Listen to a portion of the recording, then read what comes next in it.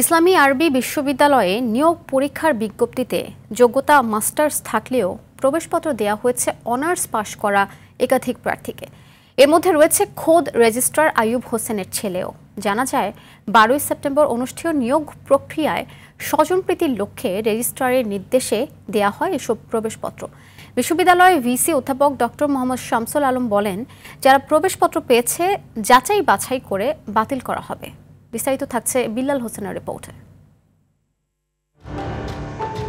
20 March বিভিন্ন পদে জনবল নিয়োগের বিজ্ঞপ্তি প্রকাশ করে ইসলামী আরবি বিশ্ববিদ্যালয়। তবে এসব নিয়োগকে কেন্দ্র করে ভয়াবহ অনিয়মের তথ্য উঠে এসেছে আরটিভির হাতে।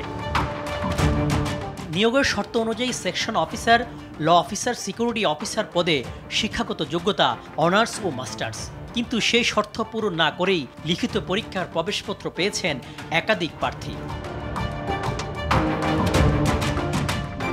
আরটিভির হাতে আসা নথিতে দেখা যায়, সেকশন ও সিকিউরিটি অফিসার পদে মাস্টার্স পরীক্ষার সনদ না দিয়েই পরীক্ষায় অংশগ্রহণের প্রবেশপত্র পেয়েছেন বর্তমান রেজিস্ট্রার আইয়ুব হোসেনের ছেলে সুহাইউল আইয়ুব। শুধু তাই নয়, অভিযোগ আছে নিয়োগ বোর্ডের সদস্য রেজিস্ট্রার একক ক্ষমতা বলে এভাবেই একাধিক প্রার্থীকে প্রবেশপত্র দিয়েছেন। আমি একটা জানতে চাচ্ছি, যাদেরকে আপনার প্রবেশপত্র দিয়েছেন সেটা সঠিক তো? হ্যাঁ, সেই বিষয়টি সঠিক করে দিয়েছে। হ্যাঁ হ্যাঁ।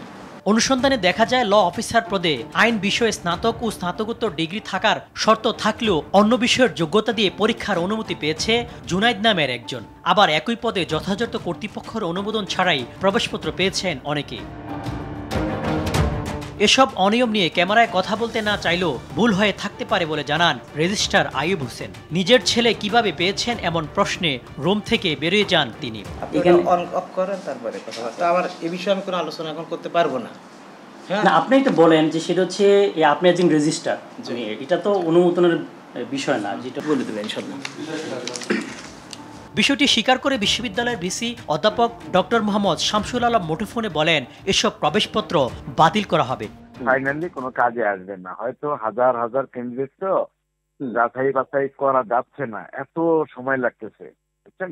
আর আপনাদের এটাও মাথায় রাখতে হবে, এখানে এই অভ্যুত্থানের পক্ষের লোক নাই, 99% অভ্যুত্থানের বিরুদ্ধে লোক, আমার লোক নাই। আপনাকে বুঝতে হবে, বিষয়গুলো মাথায় রাখতে হবে। বিল্লাল হোসেন, আরটিভি, ঢাকা।